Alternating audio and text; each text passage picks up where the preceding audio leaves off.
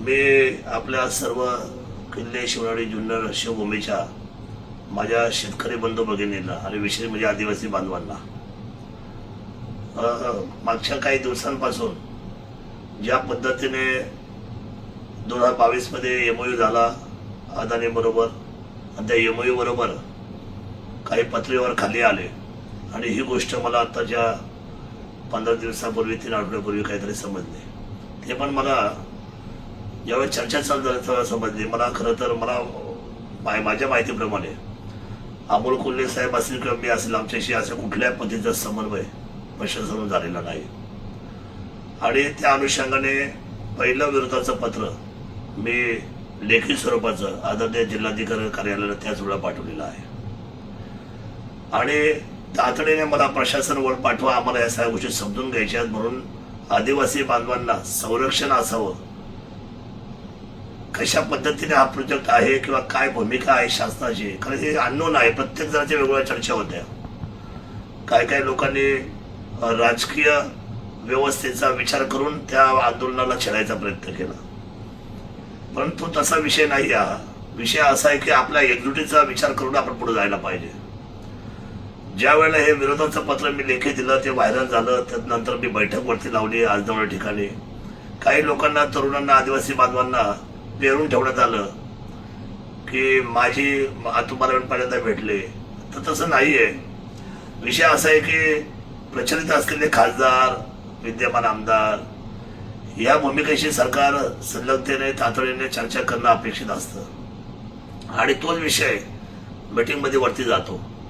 परंतु त्या दिवशीच्या बैठकीमध्ये सर्वपक्षीय बैठक बरोबर असताना सुद्धा तालुक्यातली ही समोरची मंडळी काही आलेली नाही आणि लोकांमध्ये काहीतरी वेगळं पेरायचं. 21 तारखेची बैठक ऑलरेडी कॅन्सल झाली म्हणून त्यांनी 2 दिवसाआधी इतका केविलवाणी प्रकार केला आणि इतका म्हणजे त्या गोष्टीची पातळी त्यांनी ओलांडली. आपल्या संमतीची म्हणजे जी कायद्याची सभ्यता असते, एक प्रोटोकॉलची सभ्यता असते, ती सभ्यताच ठेवली नाही आणि जिल्हाधिकारी सारख्या माणसाचा कन्सल्ट न घेता त्या माणसाला सुद्धा त्यांनी खोटं पाडण्याचा प्रयत्न केला. ही किती लाजिरवाणी बाब आहे. आणि मग त्यांनी स्पष्ट आदेश काढले की 21ला आमची जनसुनावणी होणार आहे. परंतु ठीक आहे, या अनुषंगाने सुद्धा त्याच्या अगोदर मी बैठक घ्यायचा प्रयत्न केला, लोकांशी बोललो, जनतेपुढे सरकार घेऊन गेलो, प्रशासन घेऊन गेलो आणि अशा बाबतीमध्ये जनतेचा मी कौल ऐकला आणि तिथे असलेले डॉक्टर अमोल असतील, सोमनाथ असतील, साबळे साहेब असतील, या सर्व बांगर असतील, या सर्व किंवा त्या आजनावळीचे एक महिला प्रतिनिधी बोलले, या सगळ्यांचं म्हणणं मी सर्वसामान्य माणसाचं म्हणणं ऐकून तातडीने ह्या बाबतीतला आम्ही शासनाला रिप्लाय द्यायचं एकमेव माध्यम होतं ते म्हणजे आपण एकत्र येणं आणि ते मी प्रामाणिकपणे केलं. शासनाला लेखी रिप्लाय सुद्धा गेलाय की 21चं हे तुमचं जे जन आंदोलन आहे ते जनसुनावणी आहे ही थांबवली पाहिजे. ठीक आहे, या सगळ्या गोष्टी होतीलही, परंतु हा जो चाललेला प्रकार आहे की वेळोवेळी क्रेडिट घेण्यासाठी, बघा आमदार तर मी पण 5 वर्ष नव्हतो मधल्या काळामध्ये, पण मी त्या 5 वर्षाच्या काळामध्ये असे उलटसुलट कधी कामकाज नाही केले, कुठली आंदोलन नाही छेडले, किंबहुना त्या विद्यमान आमदारांना काम होऊन द्यायचं नाही असं कधी डोक्यात सुद्धा विचार आला नाही आणि ते मी करणार पण नाही कधी. यांचा खूप आट्टाच चालू आहे. मी नेहमी वारंवार यांना पाहिले, आमदार की गेले की यांचा जीव अतिशय तिळपापडासारखा होतो.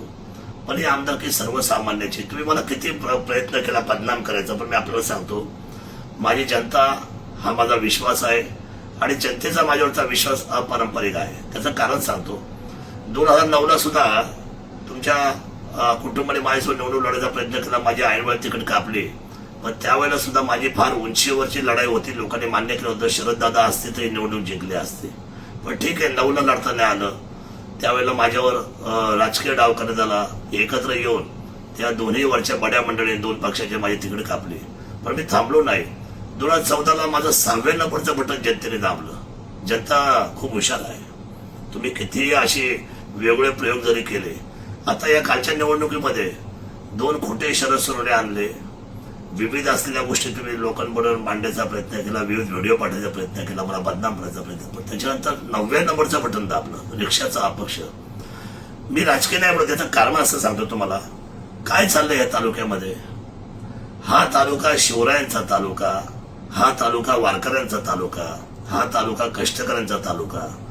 या तालुक्याची तरुणाई एवढी उच्च शिक्षित आहे. माझ्या आदिवासी बांधवांमध्ये शिक्षण एवढं, मी त्याविषयी मुलांना बोलताना पाहिलं, मला खूप बरं वाटलं की अतिशय मुद्देसूद त्यांनी पेसाचा विषय मांडला आणि तो आपण मान्य केला. आणि मी सुद्धा सुरुवातीला माझ्या प्रस्तावामध्ये बोललो, पेसा हा विषय उंचीवर ठेवून शासनाला त्याचा विचार करून निर्णय करायला पाहिजे होता. आणि या सगळे त्यांचे जे पत्रव्यवहार झाले त्या पत्रव्यवहाराला उत्तर आलं नाही. त्यामुळे ही बैठक आम्ही एकत्रपणे मिटवून घेतो आणि या बैठकीचा आम्ही विचार मांडतोय की कोणत्याही परिस्थितीमध्ये आदिवासी बांधवांच्या पेसा असलेल्या कायद्याचं उल्लंघन होऊ नये. आणि मी असं म्हटलं, हे माझे तुमचं जे चाललं हे पेरलं गेलंय, ठराविक लोक पेरतात. कोण आहेत हे माझे? म्हणजे काय, म्हणजे त्याची परिस्थिती काय, त्याची मानसिकता काय? आमचं भांडण काय नाहीये, पण त्याचं काही लोक जे उदे करतात ना, त्याच्यामध्ये समाजाची हानी होते. कधी कधी मुस्लिम बांधवांची आमची हानी होत्या. त्यांच्या कालखंडामध्ये इथून माझ्या काळात एवढ्या दंगली झाल्या, एवढ्या त्या जुन्नर शहरात दंगली झाल्या, मी आल्याच्या पुढे एक सिंगल दंगल सुद्धा झाली नाही. विचारा सर्वांना, आपण जाहीरपणे कायदा आणि सुव्यवस्थेला मानणारा माणूस आणि सर्वसामान्यांचा माणूस, कुटुंबातला माणूस जेलमध्ये जाता कामा नयेची काळजी घेणारा मी माणूस आहे. त्यामुळे मी असं स्पष्ट म्हटलं, 21ची सुनावणीची केवळ केविलवाणी मला त्या ठिकाणी क्रेडिट मिळालं पाहिजे म्हणून माझींनी त्या हे जे युट्यूबचे जे टोळी आहे, ते टोळीखोर आहे सर्व.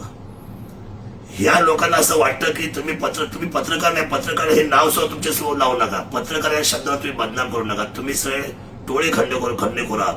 माझ्याकडे आहेत सगळ्या गोष्टी, मी पाहतो, मला काही वेळ नाही, मला या सगळ्या गोष्टी मी पुढे बंदच करणार आहे. तुम्ही तुमच्याने काहीच होणार नाही, जे करणार ते मीच करणार आहे, चिंताच करू नका. मी तुम्हाला सुधारायचा प्रयत्न करत होतो की चला एक वॉर्निंग देऊन ते थोडेसे बदलतील, समोर बदल पडेल. अहो, विद्यमान आमदाराचं एक स्टेटमेंट घ्यायला यायचं नाही.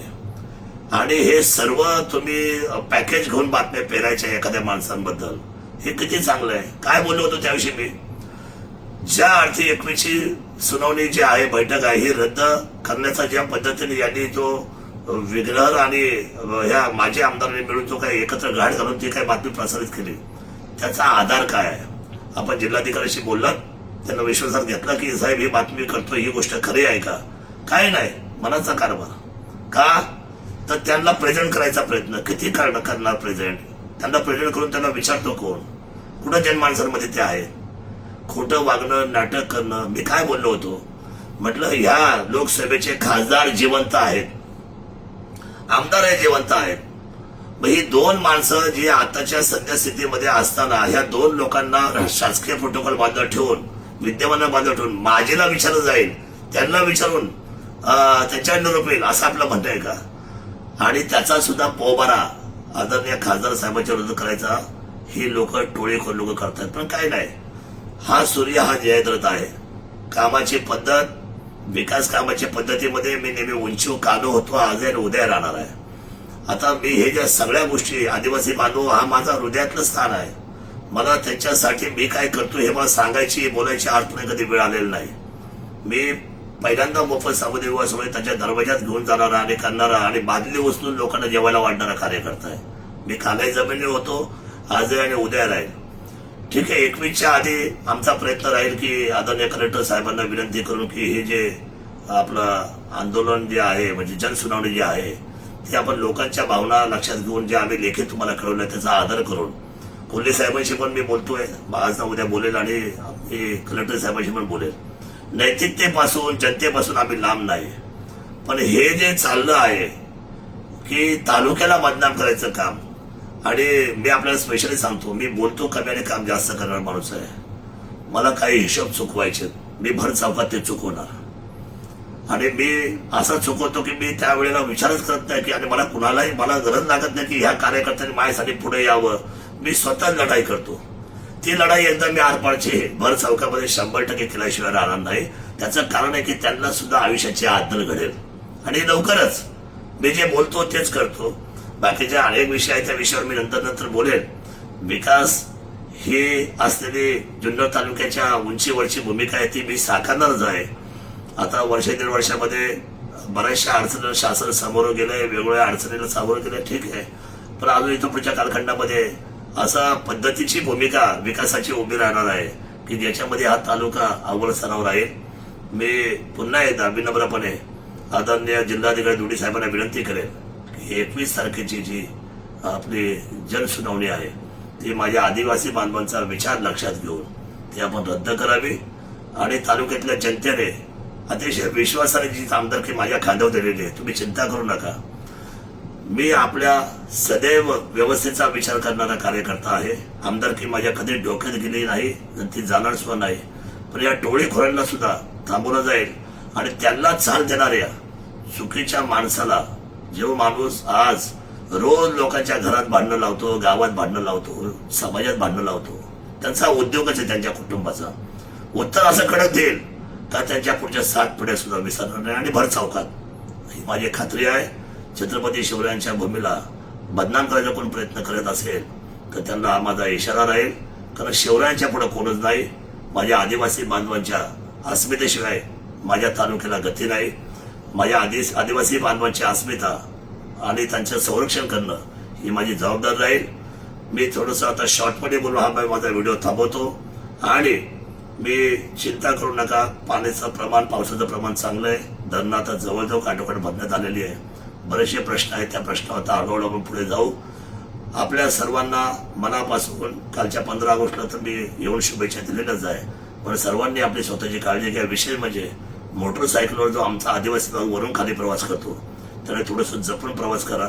थोडे खड्ड्याची आताची गडबड आहे, रस्त्यांची काय बडबड मागच्या 5 वर्ष झालं मी पाहिलेली आहे. पण त्यांनी किती विकास झाले तर लोक त्यांच्यावर राहिले नाही, ते खोटं बोलत गेले, ते मला माहिती आहे. पण आता तुम्ही चिंता करू नका. थोड्या दिवसाचा अवधी आहे. रस्ते तालुक्यातले चांगले करणं ही माझी, इथून मागच्या कालखंडामध्ये तुम्ही माझ्या कामाची उंची पाहिलेली आहे. इथून पुढच्या कालखंडामध्ये रस्त्याच्या बाबतीमध्ये आणि काही पुलांच्या बाबतीमध्ये, साखवांच्या बाबतीमध्ये तुमच्या अडचणी दूर करण्यासाठी मी सदैव आपल्यावर कटिबद्ध आहे, एवढा विश्वास देतो. आणि कुठल्याही खोट्या लोकांच्या आणि पेरलेल्या हे जे सगळे आहेत, हे सगळे युट्यूब टोळी आहे, हे पत्रकार नाही. तुम्ही चिंता करू नका, याचा निपटारा मी करेलच. मी जे बोलतो तसंच वागतो, आपण काळजी करू नका. मी छत्रपती शिवरायांच्या भूमीचा मावळा, आदरणीय सर्वसामान्य जनतेला माझ्या आयुष्यात दैवत मानणारा माणूस. मी सदैव माझ्या सत्याच्या असलेल्या व्यवस्थेची वाट चालेल आणि सत्य प्रतिज्ञ मी माझं काम करेल एवढा विश्वास देतो. जय शिवराय, जय आदिवासी, जय भीम.